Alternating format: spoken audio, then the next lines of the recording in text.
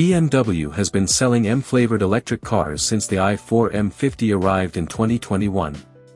Since then, the lineup has expanded to include a variety of performance EVs, but a full-fledged M model without a combustion engine is still missing. However, it won't be long before you find a true M-badged EV at a dealer near you. Before the electric M3 arrives sometime next year, Munich is previewing the electric super sedan with a new concept car at Le Mans this weekend. The BMW M Concept Neue Class is essentially an electric M3 in all but name. It's not as radical as the Vision Driving Experience, VDX, concept that came before it, largely because it has been toned down to bring it closer to the production model. Based on the recently introduced 2027 i3 electric sedan, the M concept stands out with bulging wheel arches and clever aerodynamic trickery. V-shaped air vents on the hood are paired with a substantial front splitter, while the rear features a massive diffuser. All of these elements are made from natural fiber composites, as BMW has signaled it is gradually moving away from carbon fiber.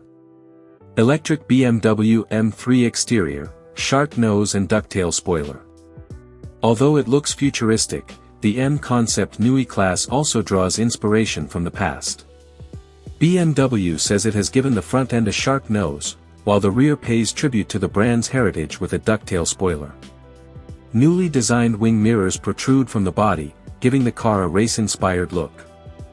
Along the same lines, the electric sedan rides on center-lock wheels with Monza red accents on the left side to match the body's new color.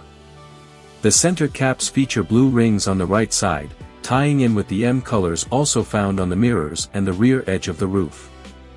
Elsewhere, the double yellow lights will make their way onto production cars as a nod to the M Hybrid V8 endurance race car competing this weekend at the Circuit de la Sarthe. Contrasting the car's smooth curves are stacked square lighting elements protruding from the front and rear bumpers. The i3's pop-out door handles have been replaced by winglets integrated into the beltline that open the front doors. BMW doesn't say how rear passengers get in, but the Vision Driving Experience we mentioned earlier cleverly hid the rear door handle in the Hofmeister kink. Electric BMW M3 interior, 4 bucket seats and a roll bar. Much like the exterior gives the impression of an i3 on M-prescribed steroids, the cabin is also familiar, albeit with a sportier atmosphere. There are even bucket seats in the rear, where space seems limited due to the roll bar wrapped in black nubuck leather. It's the first time BMW has used this material in an M car, and it also appears on the door panels and steering wheel. The wheel itself is borrowed from the new i3 but gains additional M-specific red buttons. BMW remains tight-lipped about the technical specifications, but it has confirmed that the M Concept Neue Class features 4 electric motors. Since there is one motor for each wheel, we can safely assume it has all-wheel drive, possibly with the ability to disengage the front motors for a pure rear-wheel drive experience. The new generation battery pack uses cylindrical cells with a net capacity of more than 100 kWh and has been engineered specifically for M cars to sustain repeated power delivery. There's an 800-volt architecture on board, resulting in ultra-fast charging, hardly a surprise given how the new i3 can take as much as 400 kilowatts. Porsche has sold its 3 Toy Story cars, unveiled earlier this month. The trio is going to a single anonymous buyer who has pledged to donate $3.0 million to 3 different charities. The 3 charities are Big Brothers Big Sisters of America, the American Red Cross, and Starlight Children's Foundation, and each will receive $1 million. The cars are going to a Porsche collector and philanthropist who said, "When we first learned about the project, the incredible cars and the work these charities do for children and families, we knew it was a natural fit." The 3 Porsches come from the automaker's Sonderwunsch, Special Wishes, department, where the team spent 350 hours hand-painting each vehicle. A 911 GT3 with the Weissach package features a Buzz Lightyear-inspired livery in white, green, and purple, with the cabin receiving purple and green accents. The second car is a 911 Targa 4 GTS that is inspired by Jessie. It is more subtle on the outside than the GT3, with blue rocker panels and yellow accents, but inside it's stunning. The Targa has dark night blue leather throughout much of the cabin, with red accents and cow-inspired floor mats. Woody is a 911 Carrera T that has a denim-like finish. The Sonderwunsch team pressed real denim into the wet paint to give the car a unique appearance. Inside, the seats feature more Woody-inspired touches, like a checkered pattern and brown leather.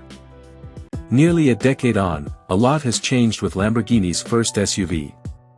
The original Urus debuted with a twin-turbocharged V8 engine, which spawned an even more powerful Performante trim.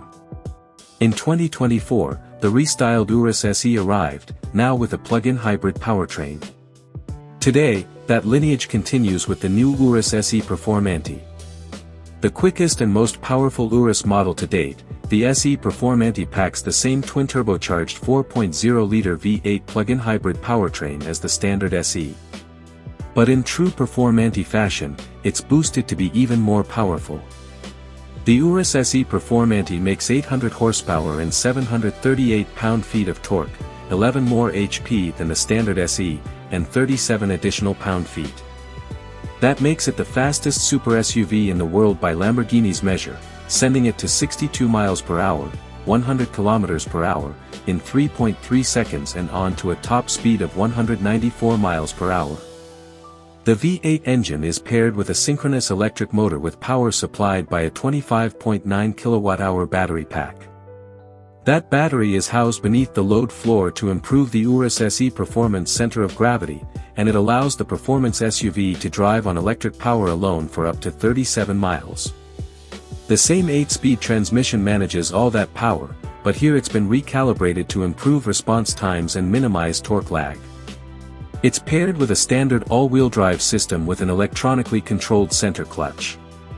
An upgraded dual-chamber air suspension also improves the performance abilities in the corners, with body roll correlating by a whopping 55% over the standard SE. That also coincides with a 25% reduction in body vibrations. All told, the Urus SE Performante is 6% quicker when maneuvering, and has a 12% quicker reaction time. Pair that with new Pirelli P0 tires, measuring 22 or 23 inches, and grip also improves by up to 6%. Of course, with any true Lamborghini performance model, it's not just about power. That's why the Urus SE Performante features a bevy of aerodynamic and weight upgrades meant to improve its performance both on the road and on the track. Thanks to a hefty use of carbon fiber on the hood, roof, side skirts, and elsewhere, the SE Performante is 70 pounds lighter than the traditional Urus SE. The lightweight muffler and tailpipes as part of the new Akrapovic exhaust system shed 22 pounds, while the integrated power brake system shaves another 8.8 pounds, and the enhanced NVH package drops another 7.3 pounds. The Urus SE Performante has a total curb weight of 5,452 pounds. The SE Performante also boasts a 3% reduction in total aerodynamic drag compared to the Urus SE, as well as an increase of 16% in downforce over the previous Performante, and 23% over the standard Urus SE. The carbon fiber spoiler and diffusers ensure high-speed stability at the rear, while a wider front end improves battery cooling and airflow. Even the brake cooling is 8% more efficient than on the Urus SE. One thing we still don't know about the Urus SE Performante is how much it will cost. With the standard Urus SE starting at just over $252,000, and the previous Performante coming in at around $270,000, don't expect the Performante model to come cheap. Chevrolet just revealed pricing for the 2027 Corvette Stingray, which is now the most affordable 200-mile-per-hour car following a General Motors validated top speed run. The 2027 Stingray Coupe starts at $73,495 for the 1LT trim, while the power-folding Stingray convertible costs $80,495. That's a far cry from the C8 Corvette's original 2020 model year MSRP of $59,995, but Chevrolet has made some notable improvements to the car in that time. The biggest change for the 2027 model year comes behind the cockpit, where the original 6.2-liter LT2 V8 has been replaced by a new 6.7-liter LS6 engine. Output increases from 490 horsepower, 495 horsepower with the Z51 package, and 465 pound-feet of torque, 470 with Z51, to 535 horsepower and 520 lb-ft, respectively. This same engine is also found in the revived Corvette Grand Sport and the newly introduced Grand Sport X, where it adds a front e-axle for a total of 721 horsepower. We knew the LS6 engine would improve the Stingray's performance figures, but now Chevy has revealed just how much quicker the 2027 model is compared to its predecessor. The top speed has improved from 194 to over 200 miles per hour. Back in the C6 generation, the ZR1 was the first factory Corvette to break 200, and now a base Stingray has done it just 2 generations later. Chevy says the 200 miles per hour top speed is possible thanks to the Stingray's improved power and narrow body, which produces less drag versus a wide-bodied Z06 or ZR1. Along with the top speed, the new engine helps the Stingray accelerate from 0 to 60 miles per hour in 2.8 seconds, an improvement of 1/10 over the previous C51 package car. Chevy says it will run an 11-second quarter-mile with a 124 miles per hour trap speed, which is an improvement of around 2/10 with a gain of around 2 mph at the finish line. That's all power, Small Block Assistant Chief Engineer Mike Kosaba explained. The record really shows the strength of the LS6, an engine that we set out to create a unique place in the Corvette lineup. Recent bombshells aside, Ferrari hasn't forgotten what makes its cars special, the driving experience. That's why, after listening to customer feedback, Maranello has introduced a manual version of its flagship Grand Tourer, the 12-cylinder. And yes, manual, in quotation marks, is doing a lot of heavy lifting here.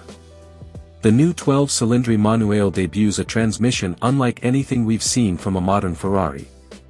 It's conceptually similar to the manual in the Koenigsegg CC850, blending the speed of a dual-clutch transmission with the involvement of a traditional stick shift. Whether that's the best of both worlds or the worst depends entirely on who you ask. Technically, this is still the same 8-speed dual-clutch transmission found in the standard 12-cylinder. The difference is Ferrari's new Manuale by-wire system, which lets you shift through the first 6 gears, and reverse, just like you would with a traditional manual transmission. Hell, you can even stall it.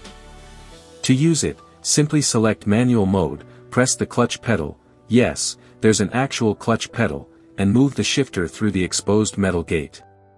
The 12-cylinder Manuale features a classic gated shifter with a polished shift knob, which Ferrari says helps preserve the analog feel, consistency, and naturalness of a traditional manual gearbox.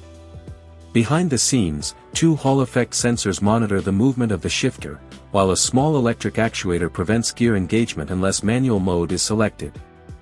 There's also an all-new 3-pedal layout with an electronic clutch pedal.